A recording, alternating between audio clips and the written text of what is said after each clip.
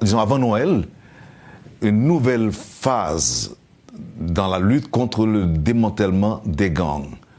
Il avait même précisé que les bandits seront poursuivis jusque dans leur dernier retranchement.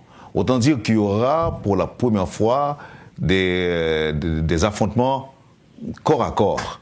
Ouais. Expliquez-nous. Bon, merci beaucoup, Monsieur Wendel, d'avoir m'invité ici à Radio Métropole. Je suis vraiment très content d'être ici. Mais c'est vrai, ce que le commandant en chef a dit. Maintenant, nous sommes dans la phase des opérations décisives. Et c'est pour cela qu'il a dit que nous allons maintenant poursuivre les bandits jusqu'à la fin. Donc c'est vrai. Ce qu'il faut savoir, la première chose, c'est que nous sommes arrivés ici au mois de juin. Et depuis le mois de juin, c'était la phase du déploiement. Et ça a pris 6 mois. 5 mois, c'est pas 6 mois, 5 mois.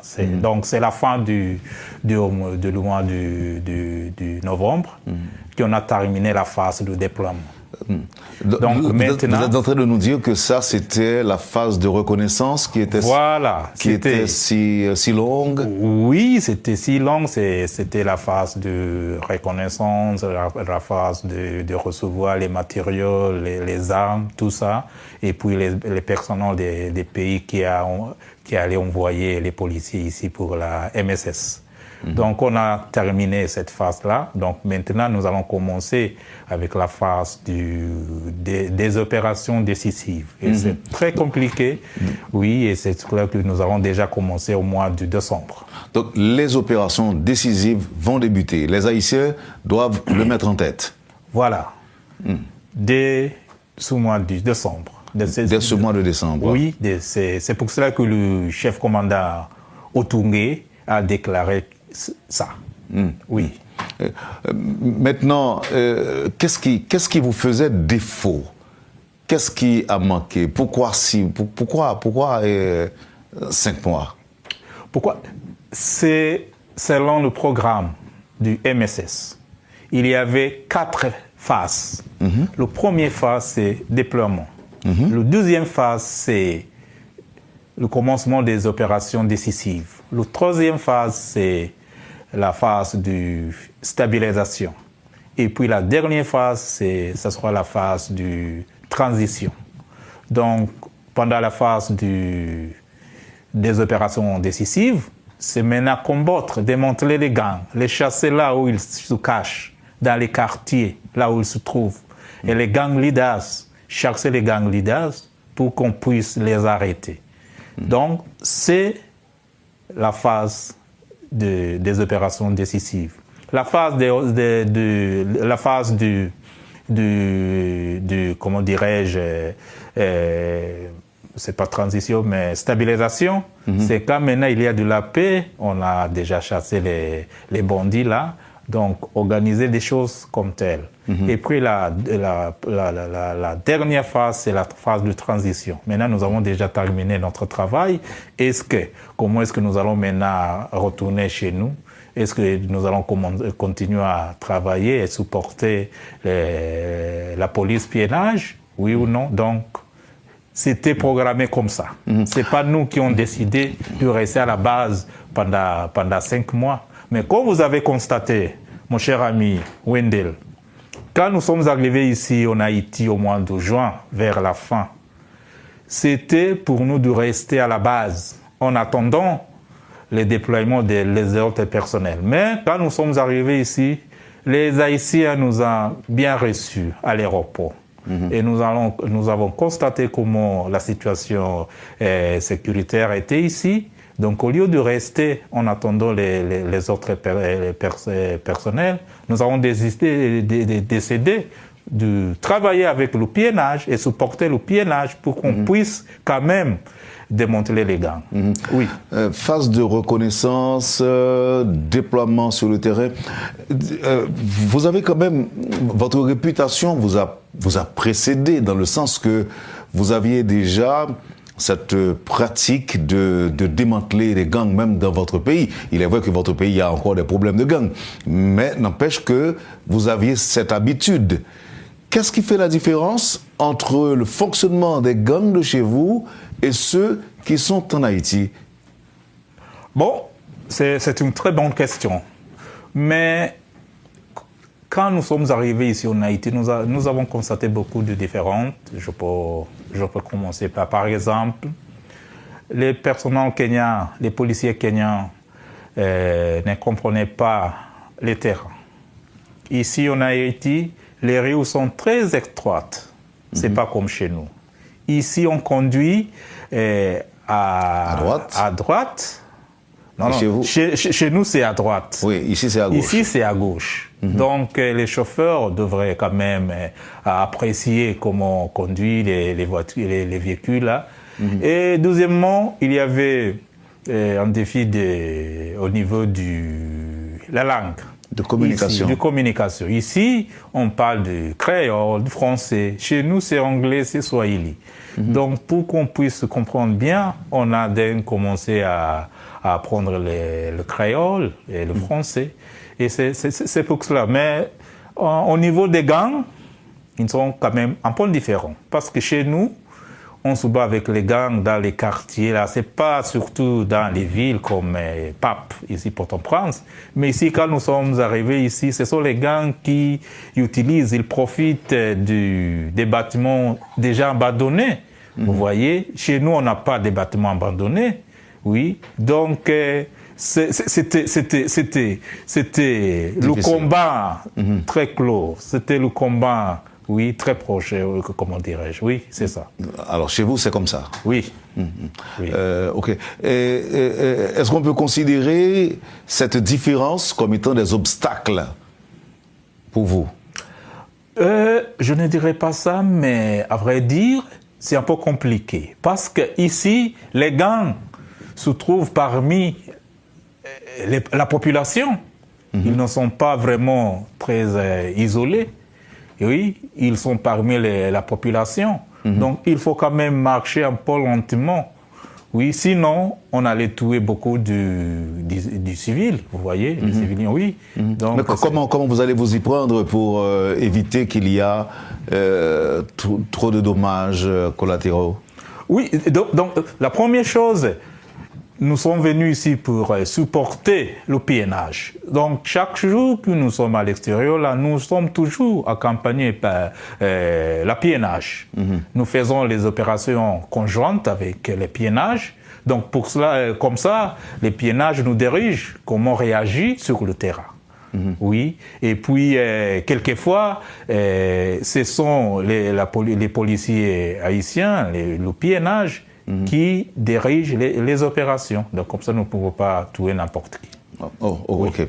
Là je comprends. Cette semaine encore, M. Otungue a fait état de certaines informations. Par exemple, il y a une frange de la presse locale et internationale qui entrave le travail de la mission. Ouais. Vous avez des éléments pour nous expliquer cette compréhension, ou bien pour nous dire exactement à quoi le général, le commandant en chef, voulait faire allusion? Bon, à vrai dire, mon ami,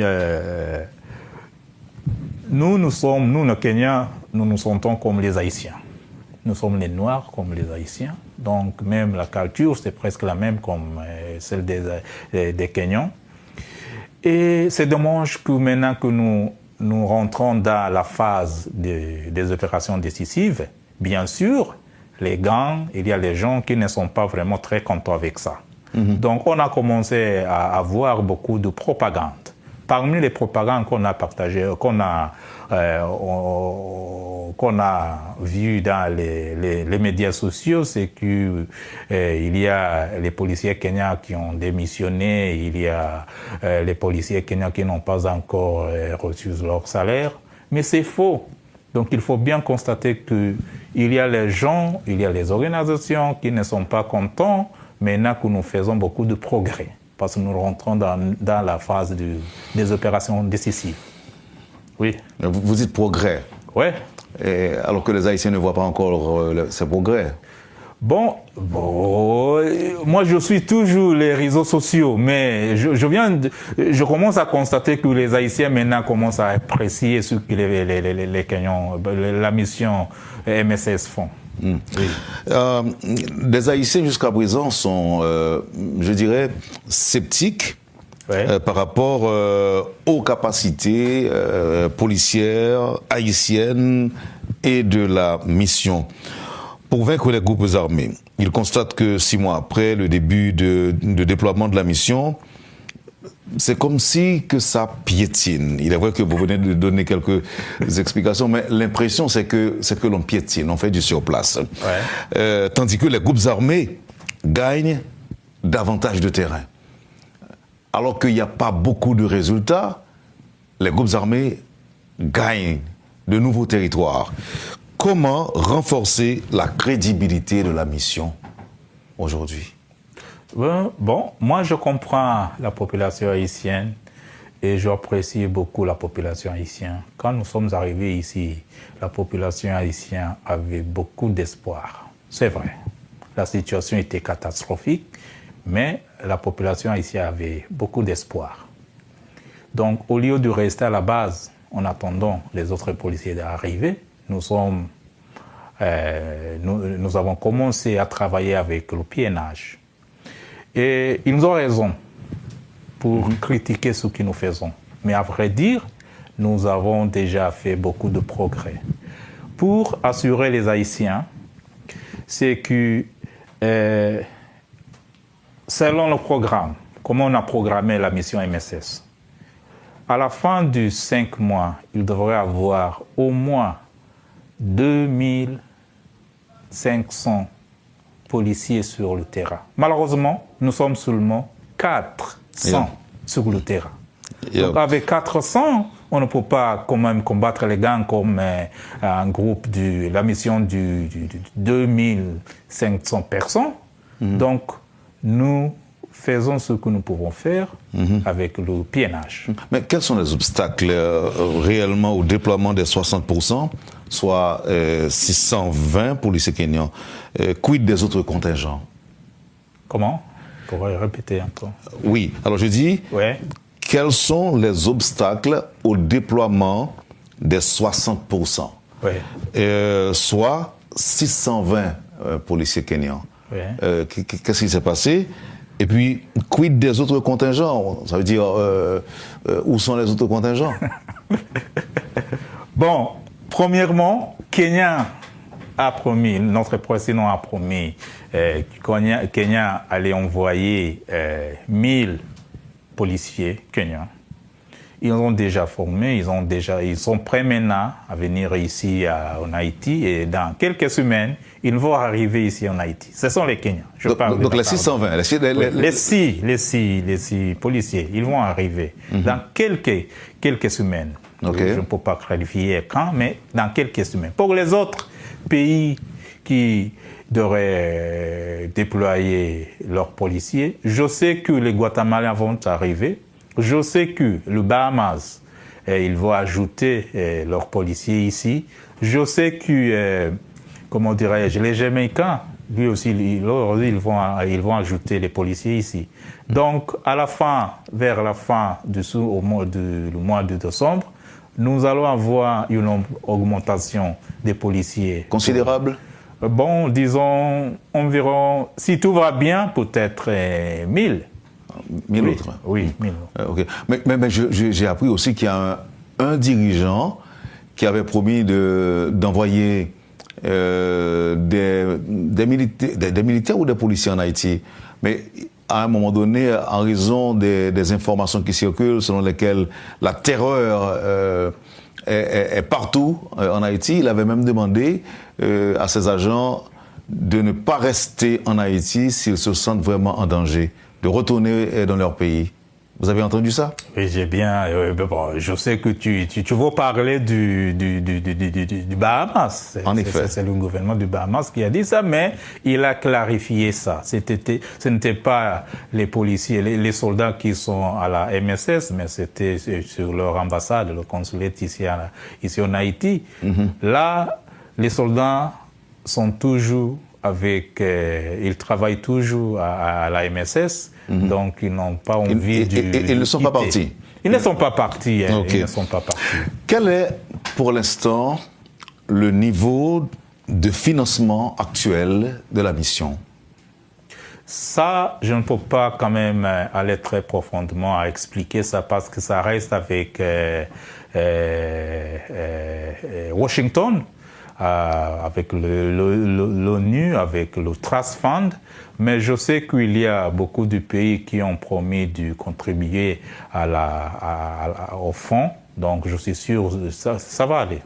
Oui, ça va aller. Et ce que vous avez déjà est suffisant pour, je dirais, pour maintenir les opérations conjointes avec la partie haïtienne?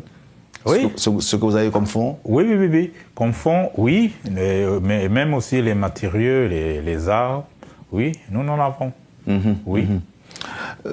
Certains gens évoquent la nécessité que vous utilisiez des drones pour mener vos opérations.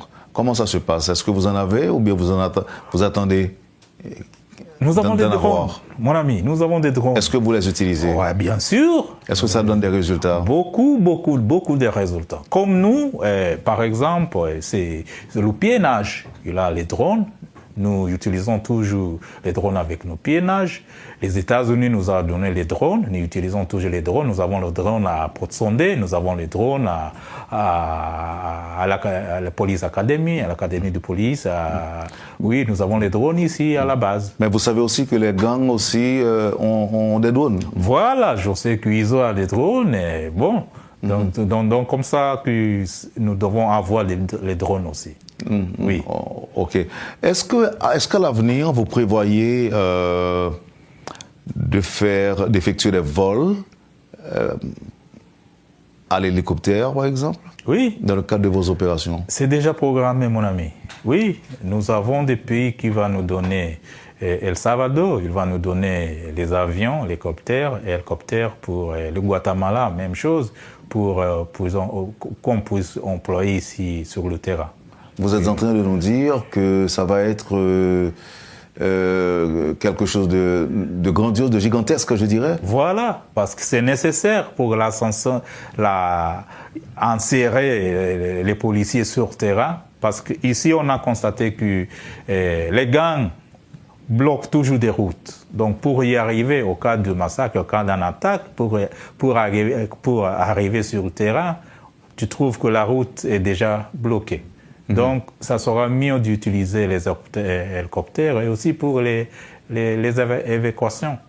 Oui. Qu'est-ce que ça vous a dit? À quel niveau vous vous êtes senti interpellé, choqué par le massacre perpétré le week-end dernier sur des membres de la population civile non loin de Cité Soleil? Qu'est-ce que ça a fait sur vous alors que vous êtes là, vous êtes en Haïti? Bon, c'est pas bon.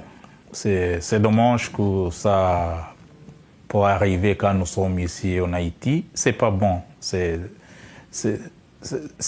mauvais. Mais ce que je peux assurer les Haïtiens, c'est presque la même chose qui est arrivée à la Antibonite. Tu te rappelles, au mois d'octobre, on a fait le massacre à Antibonite et à cause de ça, nous avons envoyé